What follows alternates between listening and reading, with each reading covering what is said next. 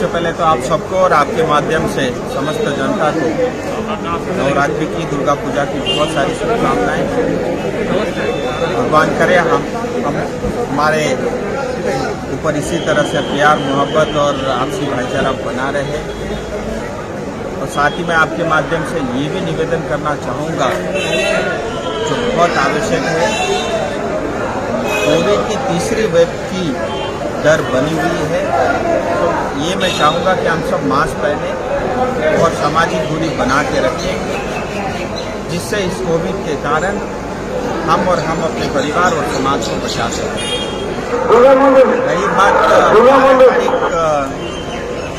जो टॉक्स गृह मंत्रालय ने बुलाया है, जिसके संदर्भ में आपने भी प्रश्न पूछे हैं, हाँ ये सही है। 12 तारीख को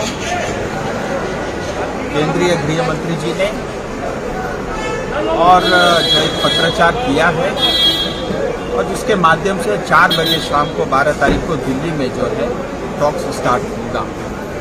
जैसा कि हम सब जानते हैं, भारतीय जनता पार्टी और मोदी जी के नेतृत्व में भारत सरकार देश भर में जो ऐसे मुद्दे थे जो जटिल थे, जो सीपीएम के समय या कांग्रेस के समय में जिनको कारपेट के नीचे डाल दिया था, ऐसे सभी मुद्दों को एक एक कर हल कर रही है और एक राष्ट्र सशक्त राष्ट्र की तरफ बहुत तेजी से देश बढ़ रहा है।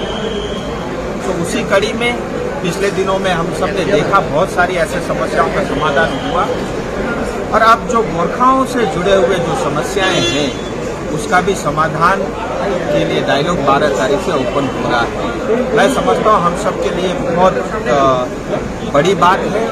पूरी दार्जिलिंग तराई डूवर्स की जनता के लिए ये खुशखबरी है। उनकी तपस्या और बहुत सारे सैकड़ों लोगों ने जो त्याग, बलिदान और जो शहीद हुए, उनकी भी ये एक हिसाब से उनकी भी लिए भी, उनके परिवार के लिए बहुत बड़ी जीत है, और उनके लिए मैं कहूँगा ये अच्छी श्रद्धांजलि भी। गृह मंत्रालय का पूरा टीम होगा, स्वयं गृह मंत्री जी इसकी अध्यक्षता करेंगे, और इस मीटिंग में जो कि अलग अलग तरह की बातें चल रही है, मैं आपको बताना चाहूँगा आपके माध्यम से, स्टेट को भी, पश्चिम बंगाल सरकार को भी बुलाया गया है, और गोरखाओं के इस मुद्दे से जुड़े हुए गोरखा के रिप्रेजेंटेटिव भी इस वार्ता में आएंगे। 12 तारीख को टॉक्स होगा। मैं उम्मीद करता हूं कि ये एक सकारात्मक टॉक्स होगी। काम अभी शुरू हुआ है, बहुत काम होना है, बहुत काम करना है।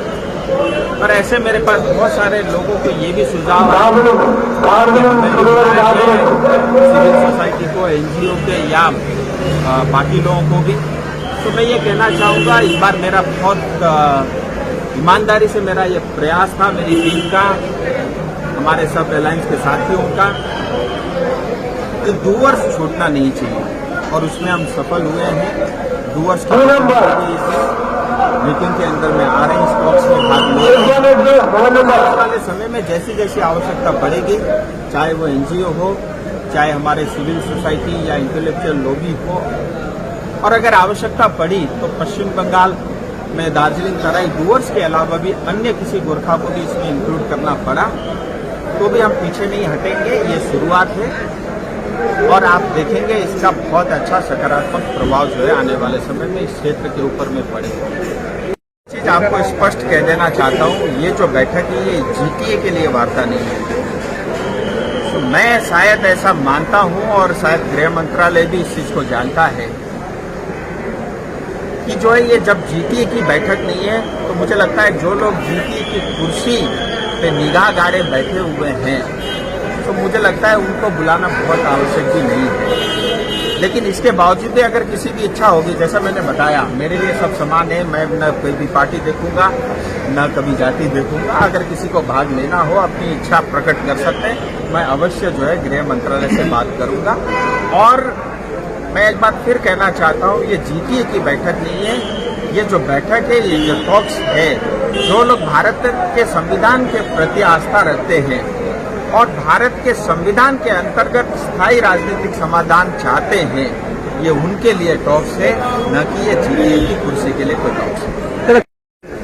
ये अभी पहले मीटिंग के लिए गृह मंत्रालय की जो उचित लगा होगा उन्होंने बुलाया, क्योंकि ये उनका काम है। मेरा सांसद होने के नाते मैं इस तरह की सरकारी टॉक्स में किसी को बुला भी नहीं सकता, और प्योरली ये गृह मंत्रालय का उनके अधिकार के अधीन आता है।